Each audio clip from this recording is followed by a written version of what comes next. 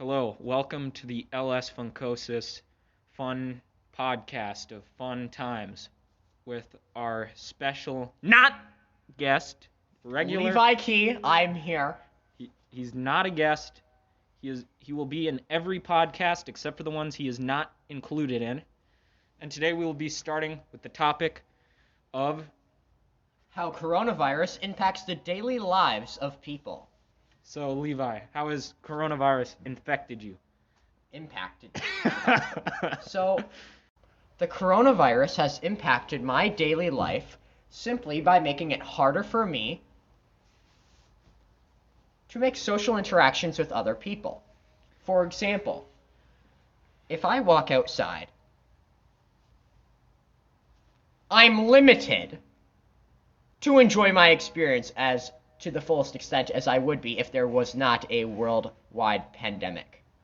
And I find it difficult to deal with when social interaction is limited, especially through online schooling, as I am not able to get the full experience of school. What about you, Sebastian? How does it impact you? Well, now I get to sleep in later. I get to not have to look at my disgusting peers.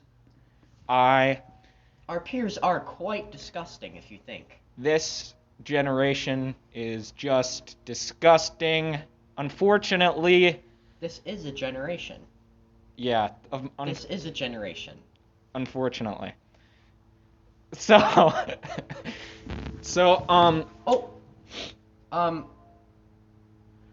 interrupt This is me. not a laughing matter.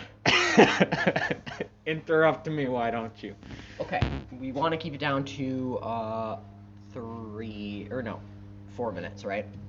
No, we're going as long as we want. As long as we want. I think that will make us lose people listening to this, but Alas, this generation is already lost. They will listen to us all day while they roast hot dogs at the campfire.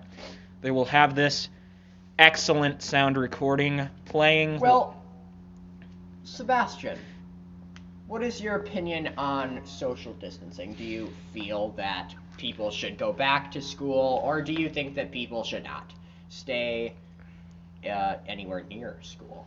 I think that, personally, I think people should not go to school. Although, I will say that if it were completely up to me, people would have the option. But, because I don't think it's good for there to be no option for people, because there are some students really struggling.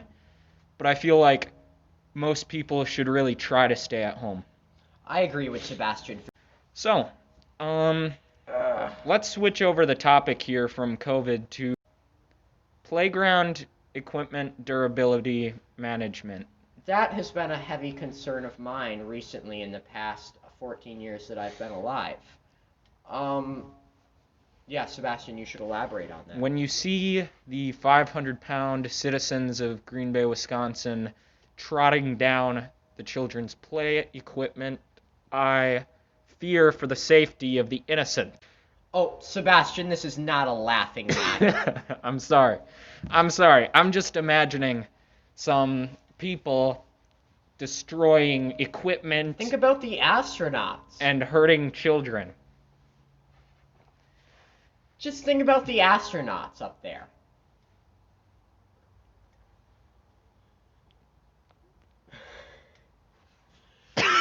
So back to the durability of the playground equipment. No, I was Management. thinking about the astronauts really No. hard.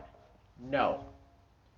Now, some problems, we should have most of the equipment made out of metal and more durable materials than plastic that can even warp and disfigure in the sun, especially with added weight. One time, I saw this little 4-year-old sitting on this playground equipment, and it was warping in the sun, warping not only the equipment, but the child, due to reflective heat control. I don't think that's how it works.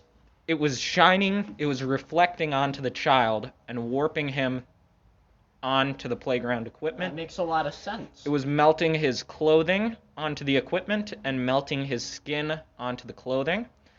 And the fire department had to come over and cut the kid loose. And it made me feel pretty bad. The fire department had to spray fire. on the kit to loosen it up.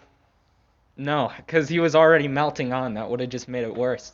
It would have added fuel to the fire. Get it? Because firefighters, and Don't adding fight- fuel to the fire. Don't fight means fire with fire. Don't fight fire with water if it's a grease fire. I learned that. Do not throw a match into a fire. The other lesson of today is to take risks. Because if you don't take a risk, your life will not be good. You should elaborate on that one. Sometimes, when I am sitting in my room, I take the risk of dying of heart disease when I'm sitting there playing video death games. is not funny, Sebastian. Death is not funny, Sebastian. Remember the astronauts. Repeat after me, Sebastian. Death is not funny. Death is not funny. Death. Repeat. Repeat after me. Death is not funny. Death is not funny. Do it again. Death is not Do it funny. again. Death is not funny. Right. and Remember the that's our astronauts? policy. Remember the astronauts? I don't know what you're talking about. The astronauts thought death was pretty funny. No. Yeah? The astronauts fought and served our country. And that's why we have Veterans Day. That is the soldiers in the military. The astronauts in the Anyways, I was space. just trying to elaborate on taking risks. I like to take risks in a multiple variety of episodes and seasons.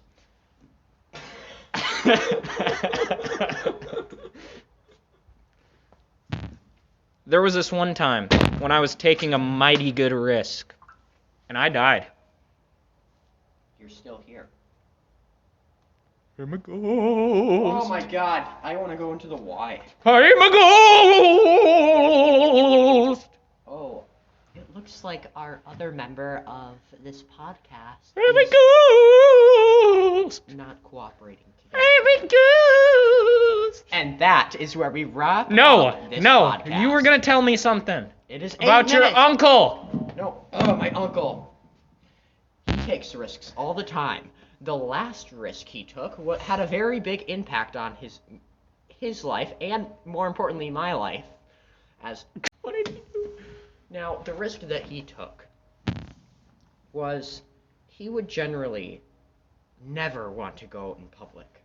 But 2 days ago, he was having such a harsh situation with his family that he became a hitman and killed a whole choir in school. Wow, that's got to be like 14 people. No, it was more. It was 32. 32. Yeah. That's almost as big as 35. And he took a very big risk because he could have got caught. Levi, we do not allow. Oh, and the podcast! Podcast episode 1 over!